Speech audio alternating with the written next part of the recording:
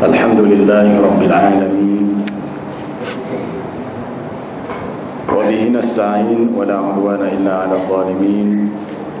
Wassalatu wassalamu ala Rasulillahi wa ala alihi wa ashabihi ajma'in. Subhanaka la ilma lana illa ma 'allamtana innaka antal alimul hakim. Wa tub 'alaina innaka antat tawwabur rahim.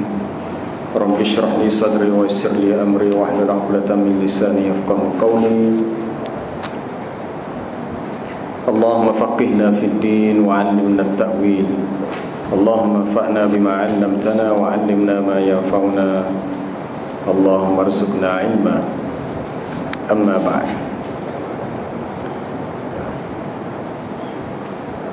Sambungan kita ayat 43. Ayat 43. Wa ma arsalna min qablika illa rijalan nuhi ilaihim. A'udzu billahi minasy syaithanir rajim.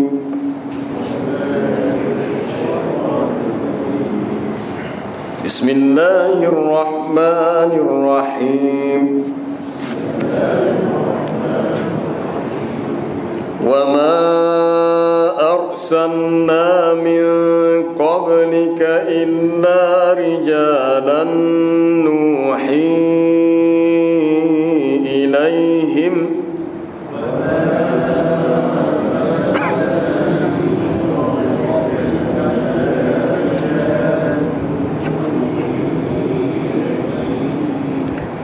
Fas'alu ahla dzikri in kuntum la ta'lamun.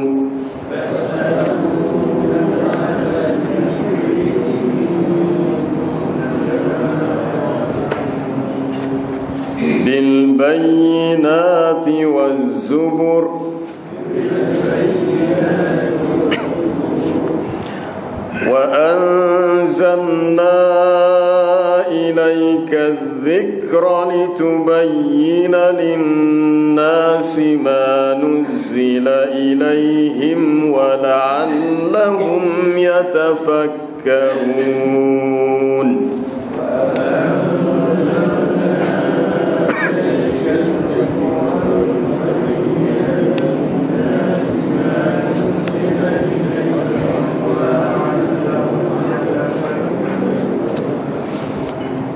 أفأمن الذين مكروا السيئات أن يخسف الله بهم الأرض أو يأتيهم العذاب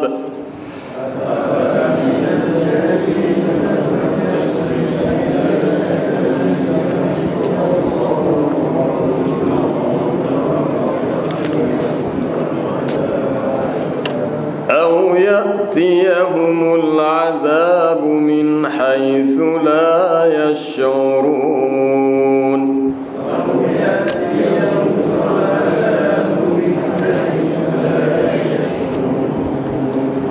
أو يأخذهم في تقلبهم فما هم بمعجزين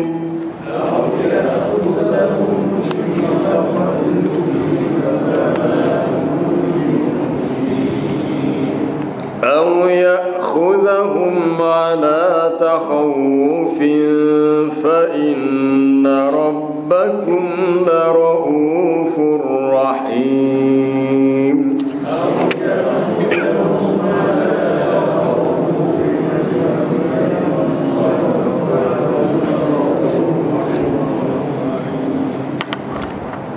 وما أرسلنا من قبلك إلا رجالا نوحي إليهم. Dan tidaklah kami utuskan sebelum daripada kamu, yakni dari kalangan rasul-rasul yang terdahulu, melainkan mereka adalah rijalan, orang-orang lelaki yang telah kami wahyukan kepada mereka. Fas'alu ahla dzikri in kuntum la ta'lamun.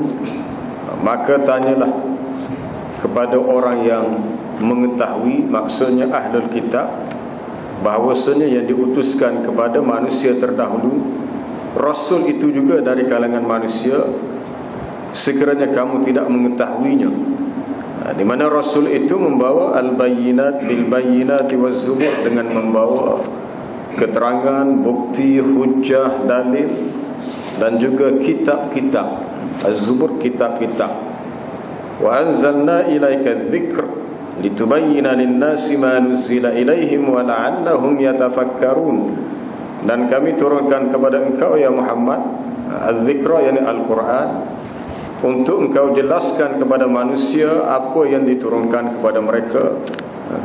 Mudah-mudahan mereka itu berfikir.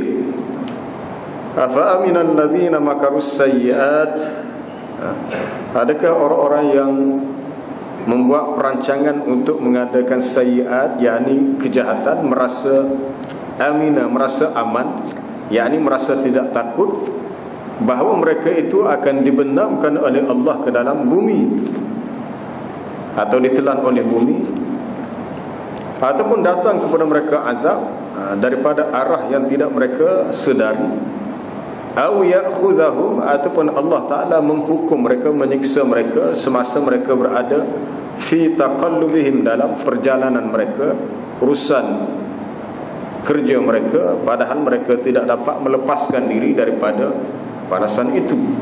Au ya'khudhahum, ataupun mereka dihukum oleh Allah dengan cara takhawuf, yakni cara beransur-ansur sedikit-sedikit. Maka sesungguhnya Tuhan kamu itu Raufur Rahim, Maha pengasih lagi Maha penyayang lagi Maha mengasihani. Baik, ayat 43 terdapat beberapa ayat lain yang datang dengan uslub yang sama. Di antaranya dalam surah Yusuf, di akhir surah Yusuf, wa ma arsalna min qablika illa rijalan nuhi ilaihim min ahlil qura. Tidaklah kami utuskan sebelum kamu melainkan Rasul yang diutuskan adalah manusia dari kalangan lelaki yang kami wahyukan. Mereka adalah daripada penduduk negeri atau tempat diutuskan Rasul itu. Pertama, timbulnya persoalan sebegini kerana orang-orang musyrikin, sesungguhnya orang Quraisy mengatakan Allahu a'zamu min ayyakuna rasulahu basharan. Orang-orang musyrikin mengatakan Allah Ta'ala itu lebih agung dan tidaklah munasabah kalau Rasul yang diutuskan Allah itu di kalangan manusia. yakni seolah-olah mereka memohon supaya, meminta supaya Rasul itu dari kalangan yang bukan manusia. Ayat ini juga menjadi dalil bahawa Rasul itu hanya di kalangan rijal, bukannya nisa, di kalangan lelaki dan bukannya perempuan. Tidaklah diutuskan Rasul itu sama ada dari kalangan malaikat, bukan di kalangan jin. Tetapi diutuskan Rasul adalah di kalangan manusia juga, orang-orang lelaki daripada penduduk yang tinggal di atas muka bumi. Lalu diwahyukan kepada mereka dengan awamirana wa nawahina, perintah-perintah kami dan larangan-larangan kami. Maka tidaklah diutuskan kepada kamu ya Muhammad melainkan sama seperti yang diutuskan kepada umat-umat yang terdahulu, yakni Rasul itu dari jenis mereka, manusia seperti mereka. Apabila orang-orang Quraisy meminta pelbagai permintaan yang tidak patut, yang tidak munasabah, minta supaya Nabi memiliki kebun daripada anggur, membuat sungai di Mekah, ataupun memiliki rumah min zukhruf yang penuh dengan perhiasan, ataupun katanya tarqa fis sama, kamu boleh naik ke langit sehingga kamu boleh menurunkan daripada langit kitab yang kami boleh terus membacanya. Lalu pemberitaan itu tidak dapat dipenuhi dan Allah Ta'ala menyuruh Nabi beritahu, Subhana Rabbi hal kuntu illa basharar rasulah. Maha suci Tuhanku, tidaklah aku melainkan manusia yang hanya sekadar menjadi utusan, menjadi Rasul. Yakni Rasul juga di kalangan bashar, di kalangan basharun, manusia. Ataupun ayat di akhir surah Al-Kahfi, Kul innama ana basharun mislukum yuha ilayya annama ilahukum ilahu wahid. Katakanlah bahawasanya aku adalah manusia yang seumpama kamu, diwahyukan kepada aku. Mana Rasul juga dari kalangan manusia. Ayat seumpama juga disebut dalam surah di awal surah Al-Anbiya, wa ma arsalna qablaka illa rijalan nuhi ilaihim fas'alu ahla dzikr. Tanyalah kepada ahla dzikr. Siapakah ahla dzikri? Orang yang mengetahui di sini maksudnya ahlul ilmi ataupun ahli kitab, ahli kutubil madiyah, orang-orang yang berilmu, orang-orang yang mengetahui tentang ajaran kitab terdahulu, yaitu mukmini ahli kitab, orang-orang beriman dari kalangan ahli kitab. Kalaulah orang-orang di Mekah tidak yakin bahawa Nabi SAW ini seorang rasul, seorang nabi, cubalah mereka bertanya kepada ahli kitab yang terdahulu, adakah Allah Ta'ala pernah mengutuskan Rasul dari kalangan malaikat? Maka jawapannya tidak. Adakah Allah Ta'ala pernah mengutuskan Rasul dari kalangan jin? Jawapannya tidak. Jadi kalau Rasul terdahulu di kalangan manusia, apa alasan, apa sebabnya kamu tidak boleh menerima Nabi Muhammad SAW sebagai Rasul? Jadi ahli dzikr ini berkata, Imam Mujahid seperti yang dinukilkan daripada Ibn Abbas, ahli dzikr merujuk kepada ahlul kitab. Ahlul kitab di kalangan yang beriman. Tanyalah kepada mereka. Di mana Rasul itu telah membawa al-bayyinat waz-zubur bil hujaj wad dalail, membawa hujah-hujah, dalil-dalil, bukti-bukti yang menjadi saksi akan benarnya kenabian mereka. Dan mereka juga membawa az-zubur, jamak daripada az-zabur, maknanya kitab. Az-zabur kitab, bukan zabur dengan maksud kitab yang diberikan kepada Nabi Daud. Wa ataina Dawuda zabura, itu yang lain. Az-zabur juga dengan maksud al-kitab, jamaknya az-zubur. Dalam ayat di akhir surah Al-Qamar, wa kullu syai'in fa'aluhu fi zubur wa kullu saghirin wa kabirin mustaqar. Dan setiap apa yang telah mereka lakukan maka telah tercatat, telah tertulis dalam az-zubur, yakni buku-buku catatan yang ditulis oleh malaikat. Az-zubur, sama ada yang besar yang kecil, semuanya mustatar, semuanya telah disalin, telah ditulis. Ataupun dalam ayat lain, walaqad katabna fi zaburi min ba'di dzikr annal arda yarithuha ibadiyas salihun, sesungguhnya telah kami tulis dalam kitab selepas dinyatakan dalam Al-Quran bahawasanya bumi ini akan kami pusakakan kepada hamba kami yang saleh. Jadi Az-Zubur di sini maksudnya kitab. Rasul terdahulu juga diberi kitab dan membawa al-bayyinat, keterangan, mukjizat, dalil yang jelas. Bukannya berdakwah dengan tidak ada bukti, tetapi ada bukti. Wa anzalna ilaika dzikra, dan kami turunkan kepada kamu az-zikra, peringatan. Salah satu nama Al-Quran adalah az-zikr, sebab Quran adalah untuk memberi peringatan kepada manusia. Inna nahnu nazzalna dzikra wa inna lahu lahafizun, sesungguhnya kamilah yang menurunkan az-zikra, ini Al-Quran, kamilah yang akan memelihara, menjaganya. Al-Quran disebut sebagai az-zikr sebab tugasnya memberi peringatan. Itu pun bagi sesiapa yang mahu mengambil peringatan. Jadi kalau kita tak belajar Quran, kita tak pernah baca Quran, tak pernah dengar Quran, dan tak tahu isi kandungan Quran, maka boleh dikatakan mustahil kita dapat mengambil Quran sebagai zikrun. Apabila orang-orang di Mekah menuduh yang Nabi SAW pandai menyampaikan kalam-kalam syair, maka dinyatakan kepada mereka, wa ma 'allamnahu asy-syi'ra wa ma yanbaghi lah in huwa illa dzikrun, dzikr wa qur'anun mubin liyunzira man kana hayyan wa yahiqqal qawlu 'alal kafirin.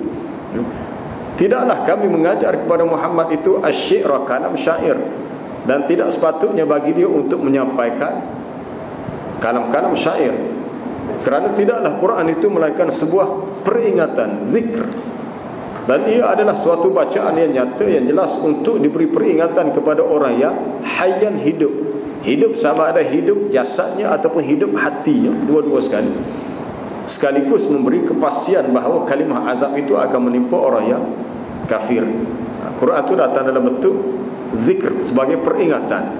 In huwa illa zikrul lil alamin. Tidaklah Quran melainkan sebagai suatu zikrun, peringatan. Wa anzalna ilaika dzikra, kami turunkan kepadamu ya Muhammad az-zikr. Ini salah satu nama Al-Quran. Maka tugas Nabi adalah litubayyina linnas, untuk menjelaskan kepada manusia. Ayat ini sangat jelas menjadi hujjah untuk kita menolak golongan anti hadis yang menyatakan hanya perlu pakai Quran sahaja, hadis tak payah pakai, kata mereka. Sebab ayat Quran sendiri menyuruh apa dia? Ayat Quran sendiri memberi apa dia, isyarat kepada kita bahawasanya Quran diturunkan untuk Nabi jelaskan. Kalau kita tak pakai hadis, macam mana kita nak tahu penjelasan daripada Nabi?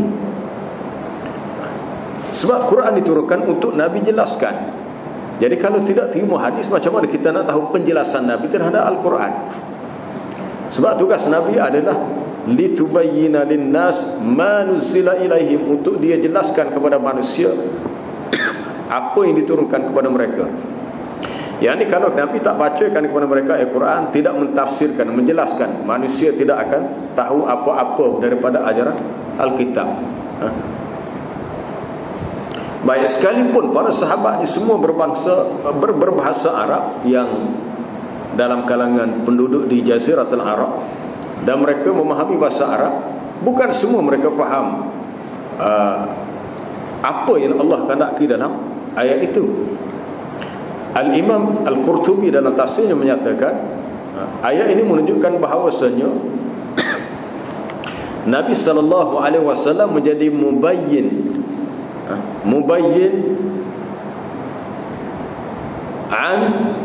anillahi azza wa jalla muradahu mimma ajmalahu min ahkamis salati wassiyami, termasuk yang lain-lain lah. Nabi ini katanya, Nabi ini tugasnya sebagai mubayyin, sebagai penerang, penjelas bagi pihak Allah Subhanahu wa taala apa yang Allah Taala kehendaki daripada hukum-hukum yang dia nyatakan secara mujmal, secara umum. Mimma ajmalahu, apa yang dia nyatakan secara umum daripada hukum salat, ataupun hukum puasa, ataupun hukum zakat, ataupun sebarang hukum hakam.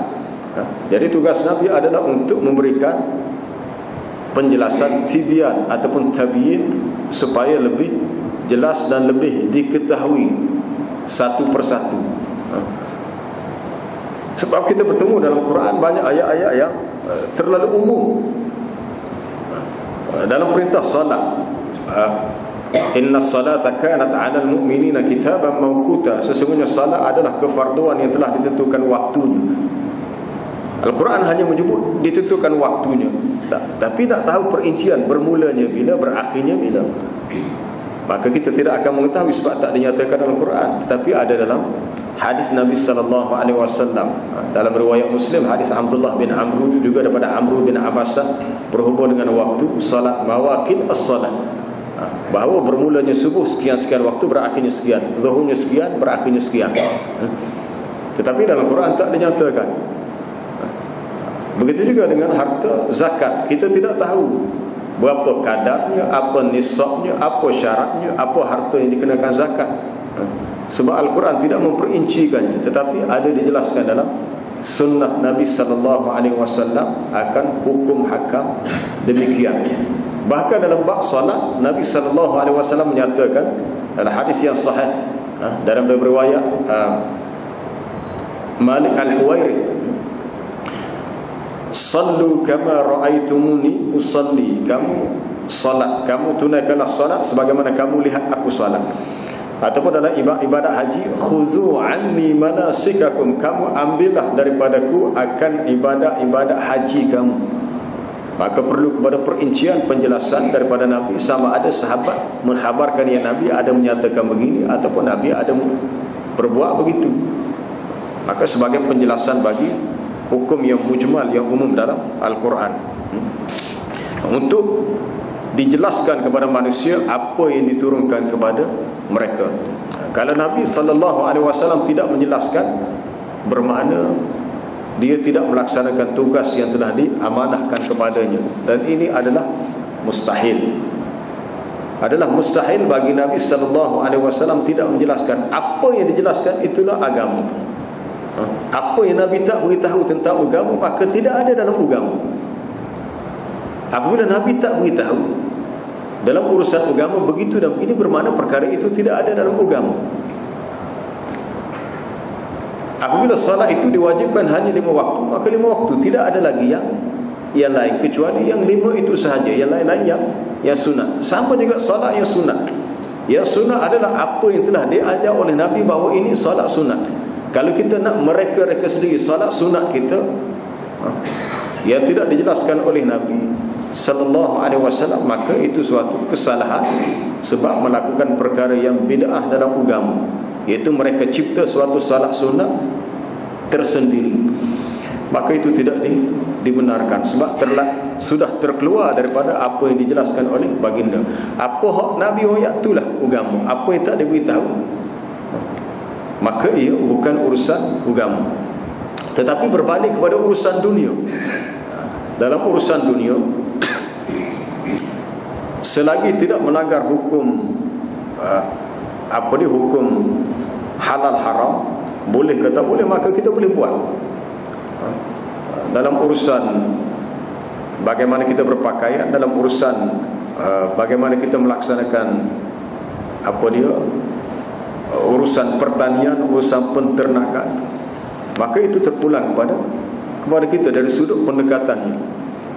Maka tidak diperincikan kepada kita caranya bagaimana. Apabila Nabi SAW memberikan pandangan berhubung dengan at-talqih, usaha pendebungaan bunga pokok kurma jantan yang disenyawakan dengan bunga pokok tamar yang betina, itu cadangan daripada Nabi SAW.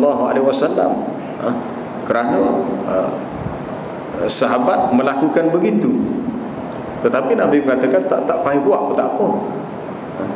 Proses pendebungaan yang menggunakan usaha manusia, walaupun secara asalnya Allah Ta'ala telah menjadikan angin itu sebagai ejen untuk lawakih ataupun untuk talqih.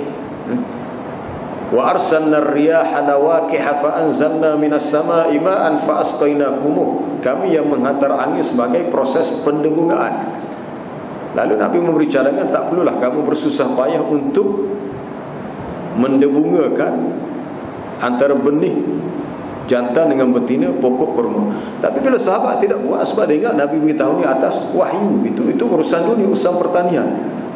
Tapi apabila melibatkan urusan agama secara khusus, maka Nabi akan jelaskan berdasarkan ayat ini, litubayyina lin-nasi ma nuzila ilaihim. Walaupun perkara itu adalah perkara yang dianggap remeh-temeh dan kecil.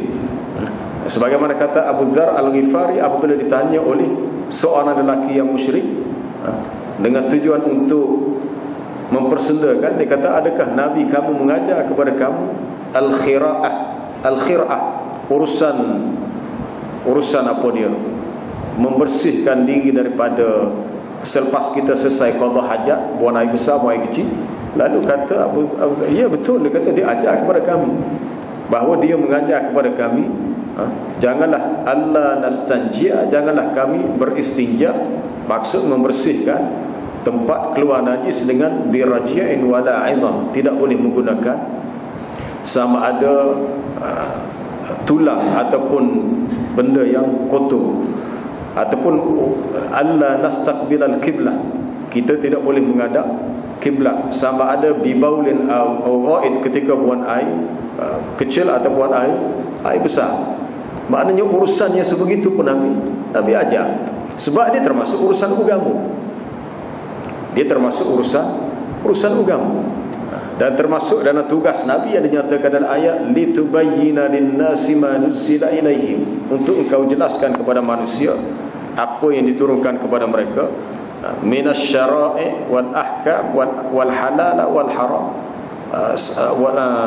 hukum syariat, segala hukum hakam yang lain, halal, haram, kisah-kisah umat yang terdahulu yang telah dibinasakan kerana mereka mendustakan para nabi dan rasul. Inilah tugas sebenar Nabi kita sallallahu alaihi wasallam, mengajar kepada kita Al-Quran dan menjelaskan apa yang tidak diketahui. Justru apabila kita membaca tafsiran, kita melihat dinukilkan tafsiran yang diambil daripada pandangan Qatadah ambil daripada siapa? Boleh jadi daripada Ibnu Umar, boleh jadi Ibnu Mas'ud. Kemudian ambil daripada siapa? Mujahid. Mujahid mengatakan dia menukilkan daripada Abdullah bin Abbas contohnya, dan ramai lagi tokoh-tokoh tabi'in yang lain, Al-Hasan Al-Basri, Ad-Dhahhak. Maknanya pandangan itu adalah pandangan yang ada sanadnya, ada riwayatnya, bukannya pandangan berdasarkan kepada rekaan mereka semata-mata. Wala'allahum yatafakkarun, mudah-mudahan mereka itu berfikir. Ya, ini dijelaskan kepada mereka atas tujuan ay yatafakkaru wa yanzuru fi haqa'iqil kauni, untuk mereka berfikir dan mereka memerhati pada hakikat kejadian alam dan rahsia kehidupan. Rahsia kehidupan yang ada di atas muka bumi. Perkara yang kalau manusia fikir, maka mereka akan melihat kekuasaan Allah Subhanahu wa taala yang sangat hebat. Kita nak fikir tentang urusan apa dia? Roh, nyawa. Setiap yang hidup ada nyawa. Daripada mana datangnya nyawa itu dan ke mana dia pergi. Setiap makhluk yang hidup, sebanyak mana makhluk hidup, adanya nyawa. Itu pun kita tak mampu nak fikir. Cuma yang kita diminta untuk fikir di sini ialah sempurnanya syariat Islam diturunkan kepada kita dan dijelaskan satu persatu apa-apa yang memberi kemaslahatan untuk manusia supaya mereka berjaya di dunia dan akhirat. Kemudian ayat berikutnya, afa aminal ladzina makarus sayyiat. Ayat ini dimulakan dengan istifham. Adakah merasa aman oleh orang-orang yang membuat makar? Makar yang membuat perancangan, yang membuat tipu muslihat yang berbentuk sayyiat, kejahatan. Bahawasanya Allah Ta'ala berkuasa untuk membenamkan mereka ke dalam bumi, ke dalam tanah. Yani adakah orang yang mengadakan perancangan yang jahat terhadap Rasulullah sallallahu alaihi wasallam? Siapakah mereka itu? Mereka itu adalah ahlu Makkah. Kerana mereka itu wahawalu saddan nas 'anil iman bid'awatihi. Mereka cuba untuk menghalang manusia daripada beriman dengan dakwah, dengan seruan Nabi sallallahu alaihi wasallam. Ancaman itu datang dalam bentuk pertamanya an yakhsifa bihumul ard, an yakhsifallahu bihimul ard, bahawasanya Allah Ta'ala berkuasa untuk menenggelamkan mereka, membenamkan mereka ke dalam bumi, ke dalam tanah, di mana bumi ini akan terbelah, bumi terbelah. Dan perkara ini pernah berlaku kepada Qarun, seorang yang kaya, yang masyhur dengan kekayaannya di zaman Nabi Musa alaihissalam. Berlakunya khasat, dan ia bukan perkara yang susah. Ia sangat mudah bagi Allah untuk dijadikan bumi ini terbelah. Lalu orang yang membuat makar, membuat perancangan jahat itu ditelan oleh bumi. Ataupun cara yang kedua, ya'tiyahumul azab, datangnya azab kepada mereka secara faja'ah, secara tiba-tiba, secara serta-merta, ataupun secara tidak diduga. Datangnya azab dengan tidak disangka-sangka.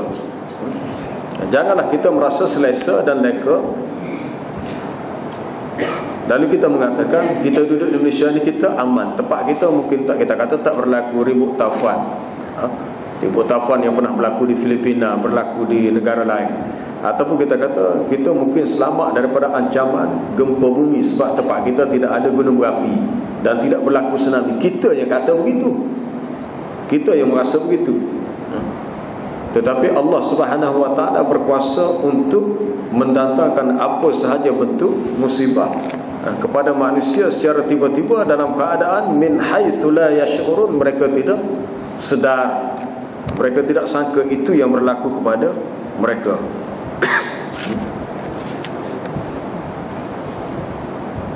Persoalan di sini sebut afa amina, adakah mereka merasa aman? Merasa aman. Dalam surah Al-A'raf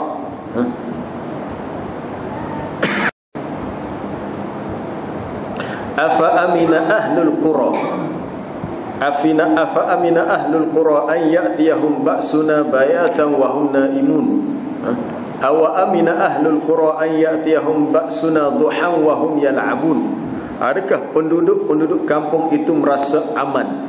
Merasa aman, merasa selamat, merasa tidak takut bahawa datang kepada mereka azab kami di waktu mereka sedang tidur, waktu malam, bayatan di waktu mereka sedang bermalam, dalam keadaan naimun, mereka sedang tidur. Adakah penduduk kampung itu merasa aman bahawa datang kepada mereka azab ketika waktu awal pagi, duhan, waktu duha, dalam keadaan mereka itu yal'abu, sedang bermain-main. Afa aminu makrallah, adakah mereka merasa aman, merasa selamat daripada ancaman Allah yang akan menimpa mereka? Fala ya'manu makrallahi illa al-qaumul khasirun, maka tidaklah yang merasa aman daripada ancaman Allah kecuali kaum yang rugi. Kita ni kena rasa takut, kena ada rasa gerung, rasa takut kalau sesuatu yang kita takut itu berlaku pada kita. Kena ada rasa takut tu. Orang yang tak merasa takut ni orang yang merasa tak ada gapo sebenarnya. Benda ada rasa tak ada gapo tu memang ada. Cuma Allah Ta'ala dengan rahmatnya mungkin dia sekat ataupun dia tidak izinkan berlaku. Kerana apabila Allah Ta'ala mengizinkan berlaku, walaupun asalnya untuk orang lain dan secara kebetulan kita ada di situ, maka kita kena juga. Jadi kita kena ingat, bila kita ada situ tepat ya, wattaqu fitnatan la tusibanna alladhina zalamu minkum khassah, hendaklah kamu takut akan fitnah, ujian, musibah yang tidak menimpa orang-orang yang zalim dari kalangan kamu secara khusus, yang mana apabila ia menimpa kena habis, semua kena. Jadi adakah kita merasa aman? Adakah kita merasa tidak takut? Kalau kita ingat mati sekarang aja mati, kita tanya pada diri masing-masing, adakah esok? Kalaulah esok tu sudah tidak ada untuk kita, bersediakah kita untuk mati esok? Kalau tanya budak-budak sekolah, dia kata jangan tanya gitu ustaz, dia kata kita muda lagi tak si mati lagi. Dia kata tak si mati lagi, muda lagi. Adakah kita menyangka bahawa kita akan mati masa kita tua? Sebab kematian itu tidak mengenal usia. Orang muda tu mati belakang. Tidak ada sesiapa yang tahu bila dia mati, masa dia tua ke masa dia muda. Kalau kita buat andai esoklah kita mati, esok, sebab esok belum muncul lagi, masih malam lagi, adakah kita bersedia? Kalau kita balik rumah, buka rancangan hiburan, ada TV tengok, orang ada TV ni tak ingat mati ke, kita kata. Kalaulah dia tu dikhabarkan oleh doktor, dia kata awak ni ada penyakit berat ni, mungkin 2-3 hari lagi meninggal, rasa tak ada, dia bergalak, dia bersuka gitu. Kita lah dia rasa kita ada. 2 tahun lepas, tak silap berita mana daripada Sarawak kita dengar, seorang penonton yang melihat pertandingan bola sepak di stadium, tengah-tengah bersorak tu roboh mati. Adakah dia tahu dia akan mati di stadium ketika menonton pertandingan bola sepak? Dia tak tahu. Tidak ada siapa yang tahu. Mati ini menjadi suatu suatu peringatan yang sangat besar. Adakah seseorang itu merasa aman, merasa selamat bahawa dia tidak akan didatangi kematian dengan cara begitu? Tak ada. Maka kita perlu bersegera untuk bertaubat dan tutup segala keinginan untuk buat dosa dan maksiat. Cuba untuk elak, bertaubat dengan taubat yang sungguh-sungguh. Kalau kita ada harta, jangan tangguh nak fikir esok lusa nak sedekah. Sedekah cepat-cepat, sebab kita tahu esok kita hidup ke kita mati. Setiap kebaikan yang kita buat, jangan kita tangguh. Di sini Allah Ta'ala memberi persoalan orang-orang yang makarus sayyi'at, yang telah membuat makar, perancangan untuk berbuat jahat. Adakah mereka merasa aman, merasa selesa bahawa azab Allah yang sebegini tidak berlaku kepada mereka? Allah Ta'ala Maha Kuasa dan Dia boleh mendatangkan azab dalam apa sahaja cara dan bentuk yang manusia tidak sangka.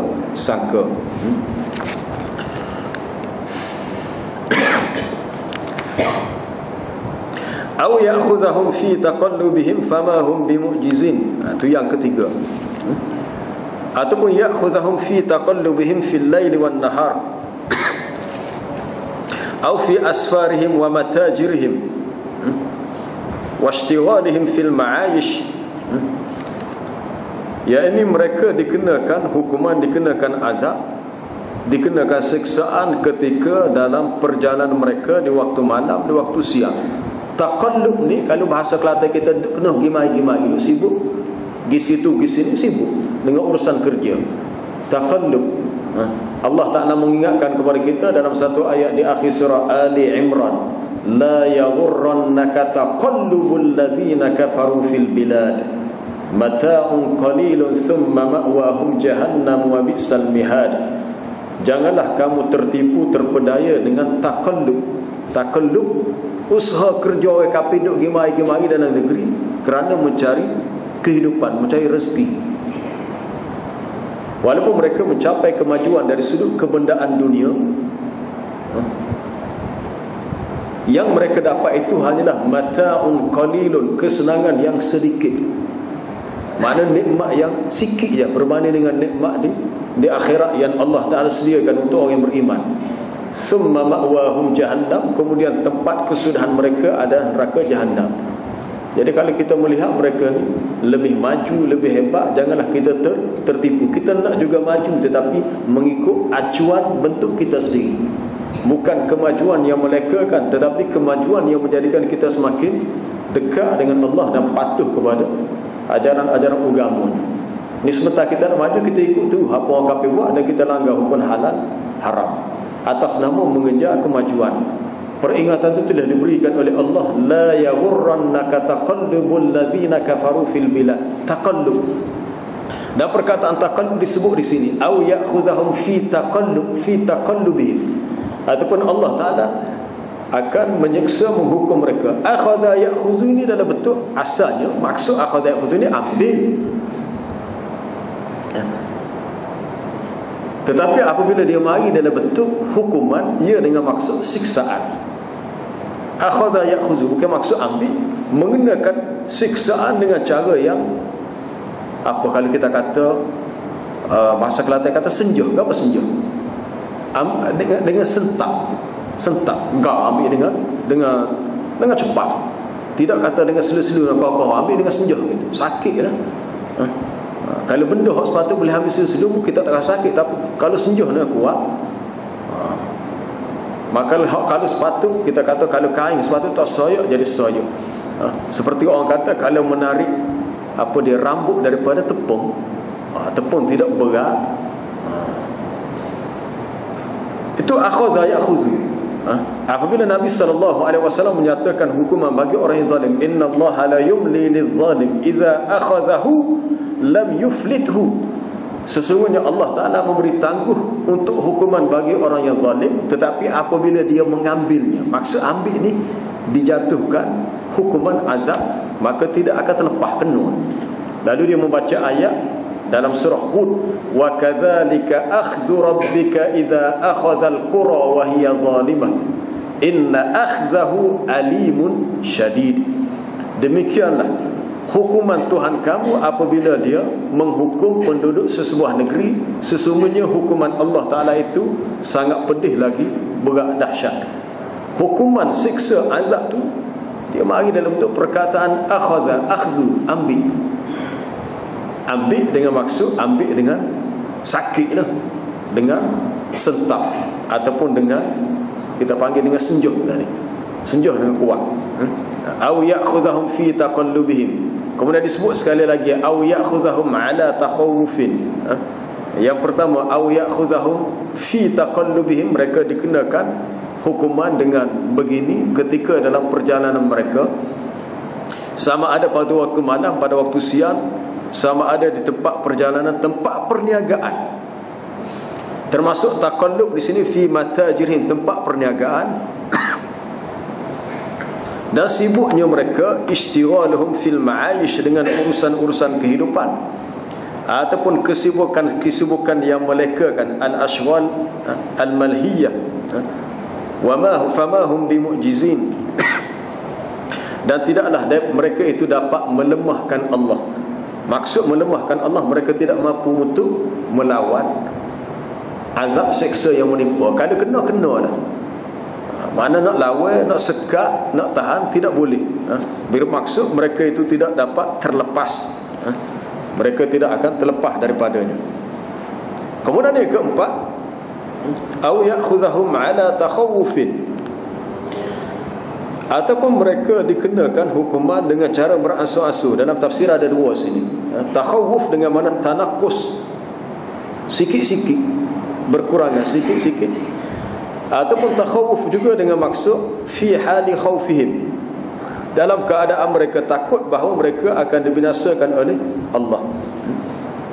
Maka fayatakhawafu, maka menjadi gerung dan takutlah mereka. Wahum mutakhawifuna mutawakki'una, mereka menjadi sangat takut dan bimbang.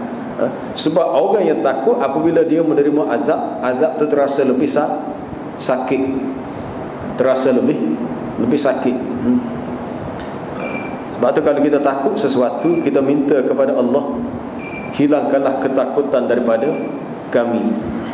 Ya Allah, hilangkanlah daripada kami rasa takut. Sebab salah satu ujian Allah Ta'ala kepada kita ialah wala nabluwannakum bisyai'in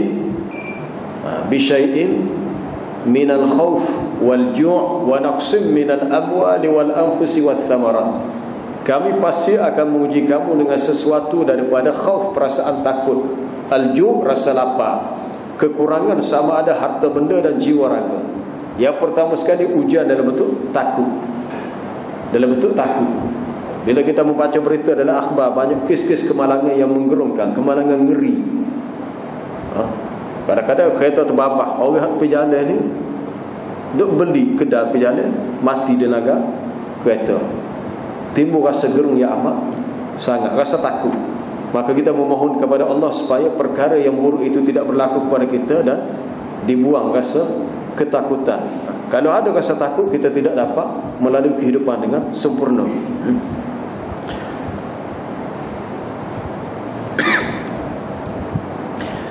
Ataupun yang kedua, takhawuf dengan maksud beransur-ansur, sedikit-sedikit. Maka sesungguhnya Tuhan kamu itu Raufur Rahim. Raufur Rahim, sangat penyayang lagi mengasihani, kerana dia tidak menyegerakan azab kepada kamu. Walam yu'ajilhum, tidak menyegerakan kepada mereka dengan uqubah, dengan hukuman. Dalam satu hadis riwayat Bukhari dan Muslim, Nabi SAW bersabda, la ahad asbar min adhan sami'ahu min Allah, innahum yaquluna lahu waladan wa huwa yarzuquhum wa yu'afihim. Tidak ada sesiapa pun, Nabi kata tidak ada sesiapa pun yang lebih bersabar, yang lebih hebat kesabarannya berbanding Allah. Tidak ada sesiapa pun yang lebih sabar terhadap perkara yang menyakitkan yang dia dengar selain daripada Allah. Mereka itu mengatakan bahawa bagi Allah, mereka ini orang-orang kafir mengatakan Allah memiliki anak, sebagaimana Nasara, Yahudi mengatakan Allah Ta'ala memiliki anak. Maha suci Allah daripada apa yang mereka perkatakan. Walaupun mereka kata gitu kepada Allah, tetapi Allah Ta'ala masih yarzuquhum, memberi rezeki kepada mereka dan memberi kesihatan yang baik.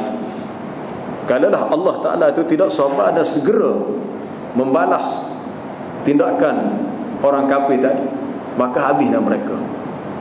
Itu sifat Raufur Rahim, mana tidak disegerakan azab. Dan itu juga yang berlaku kepada kita. Cuba kita fikir, kita mungkin terlibat pernah buat dosa. Bila kita menikah semula, semasa kita buat dosa, nasib baik kita tidak mati masa itu. Kita mahu mikir, ya Allah, kalaulah aku mati masa tu macam mana? Sebab mati tu sekali tu ya. Kita nak undur balik supaya mati pula sekali lagi dengan cara yang lebih baik, tak berlaku dah.